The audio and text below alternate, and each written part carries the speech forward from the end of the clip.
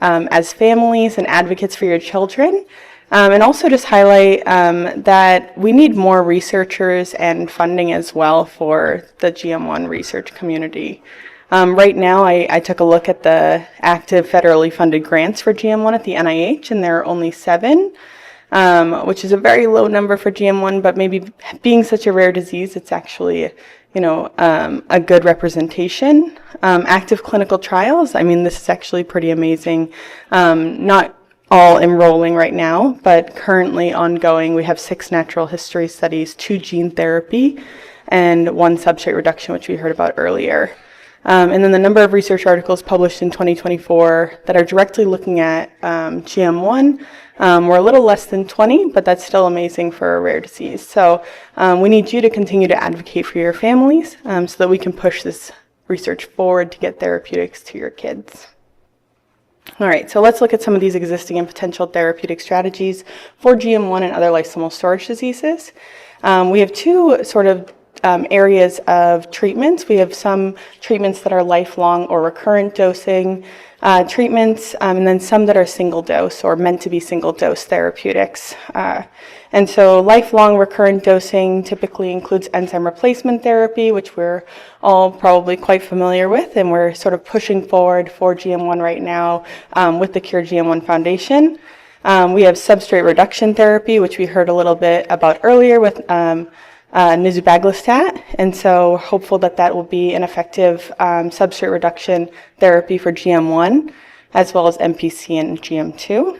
And then enzyme enhancement therapy, which is another way of saying pharmacological chaperones, or a way to enhance the residual enzyme that's present to have it be active within the lysosomes of those patients that are affected and do the job that it's meant to do, break down that GM1 ganglioside and the other substrates that it interacts with. In terms of single dose treatments, we have gene therapy, and so we've already heard about that today, and we'll probably hear about that a bit more. And also the promise of intra or prenatal gene therapy in patients where the diagnosis is made in utero.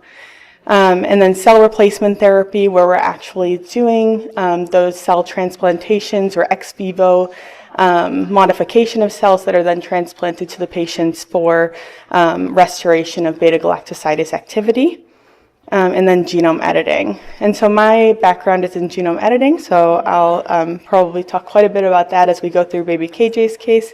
But this really does look like it's going to be, at least in the future for GM1, in terms of the personalized therapeutics that might be available. All right, so where do these therapeutics come into play? Dawn introduced earlier a little bit about, where these therapeutics are working within the biochemical spectrum of the disease. And I thought, while she was presenting that, I wish I had my slide up because I had created something just for that explanation. And so all of your children have variants in their DNA that are pathological, meaning that they result in the disease GM1 gangliosidosis. And so that is happening at the DNA level, and the gene that's affected is GLB1. And so when we're looking at the disease spectrum, we have DNA. Your child most likely has 2 different variants in their DNA because they inherit 1 copy from their father and 1 copy from their mother. And so each of those copies carries a different variant with them.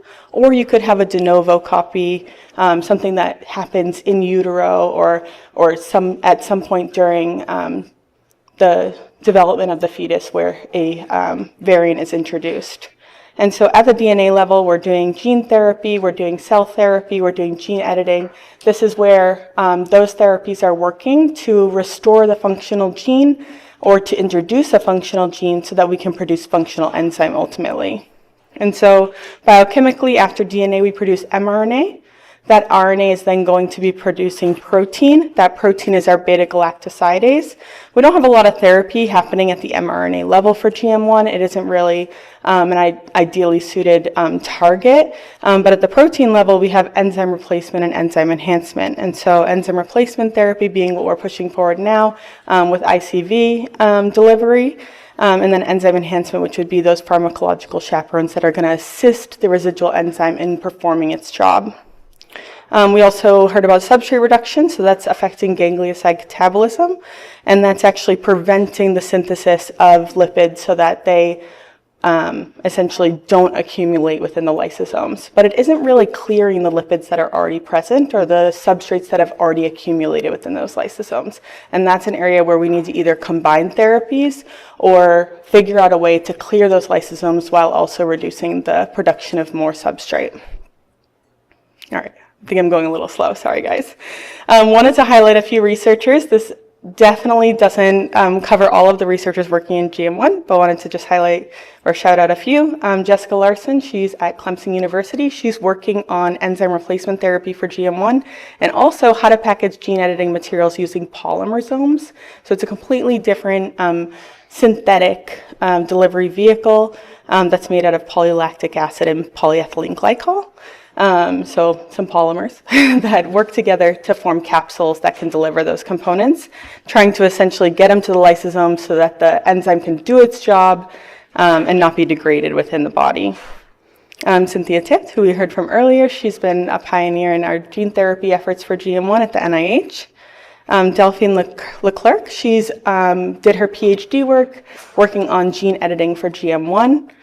Amanda Gross, also working on enzyme replacement therapy. She's partnered with Jessica Larson on the polymersome project, and she's also working very hard on AAV gene therapy using different routes of administration to see how that might impact efficacy. And then we have Valentina Poletti, who's working on lentiviral-based cell therapy and gene therapy for GM1 in Italy, and then Dr. Chiang, he's working on a very collaborative team that has identified some key biomarkers to understand how gene therapy is, or how efficacious gene therapy is, and then also has been instrumental in developing some mouse models of the disease.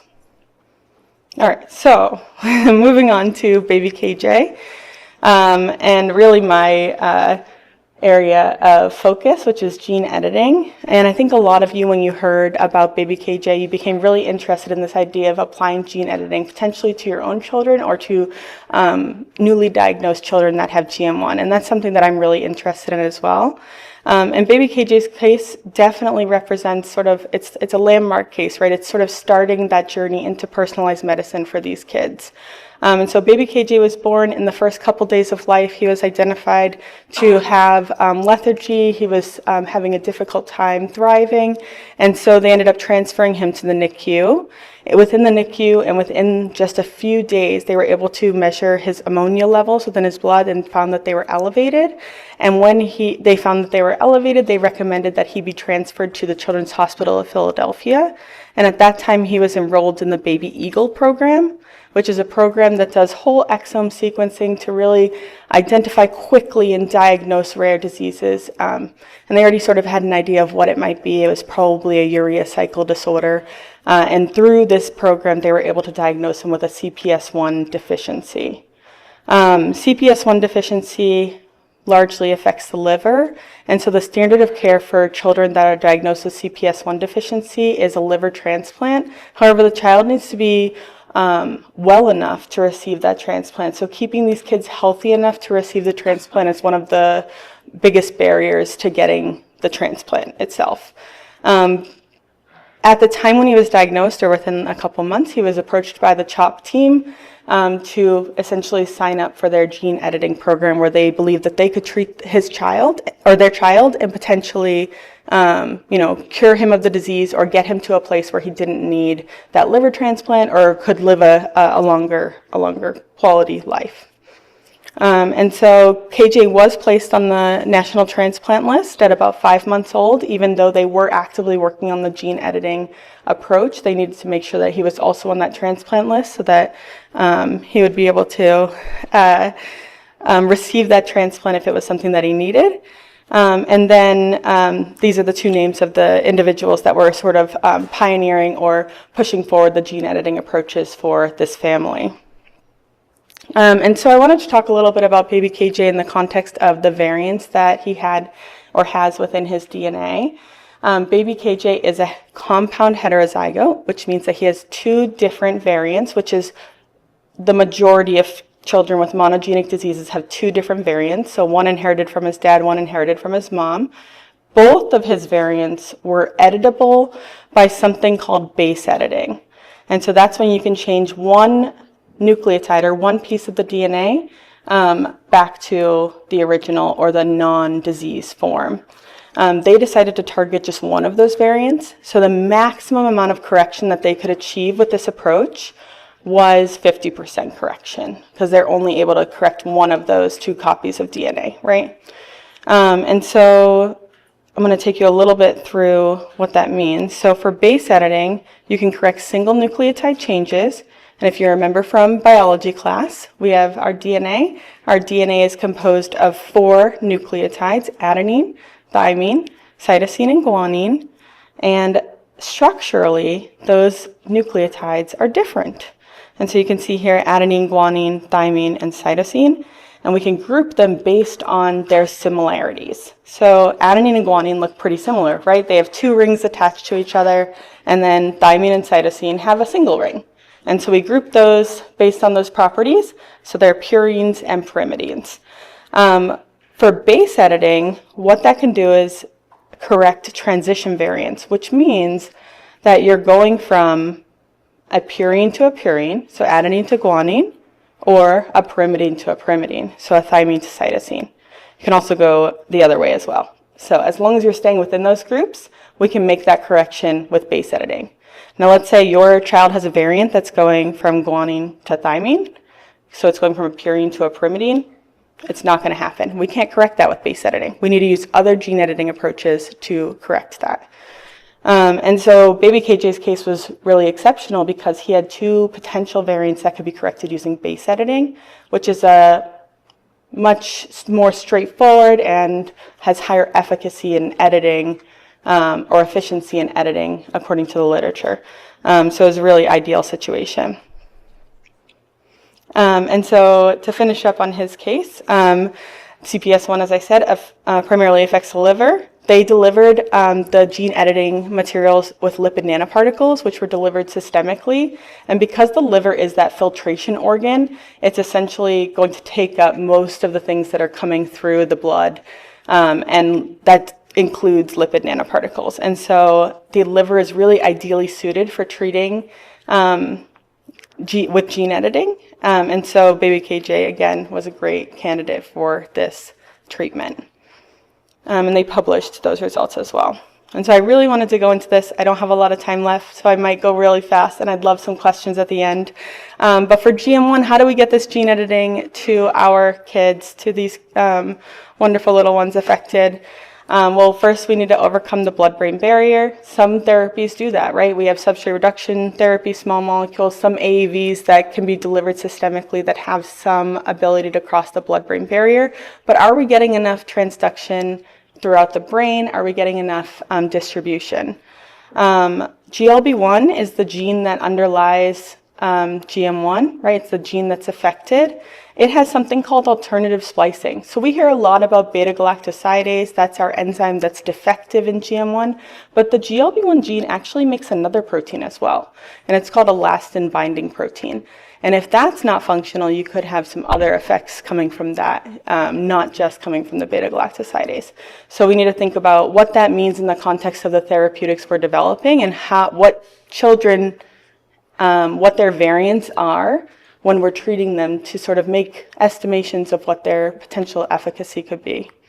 So I mentioned transduction efficiency and distribution. We also need to consider the safety of AAV-delivered cargo, especially when in the context of gene editing. So if AAV is being used to deliver gene editing cargo, AAV delivers its genome to the nucleus, and then it exists in that nucleus for the life of that cell as an episome, where it continuously expresses the gene.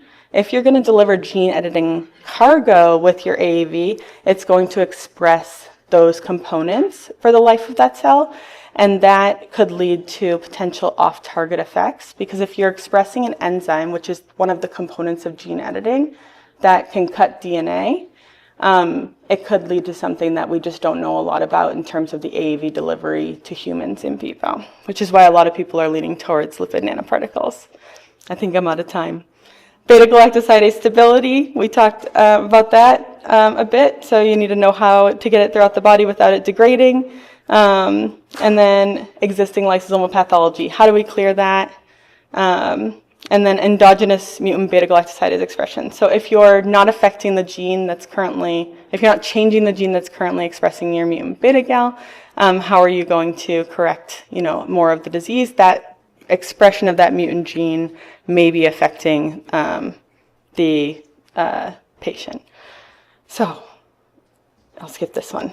In summary, champion more efforts for GM1 research, but also GM1 adjacent research. So AAV that's targeting the brain has higher transduction efficiency, but at a lower dose. We need more GM1 researchers, and personal gene editing therapeutics are probably in the future once we overcome some of these hurdles. Thank you.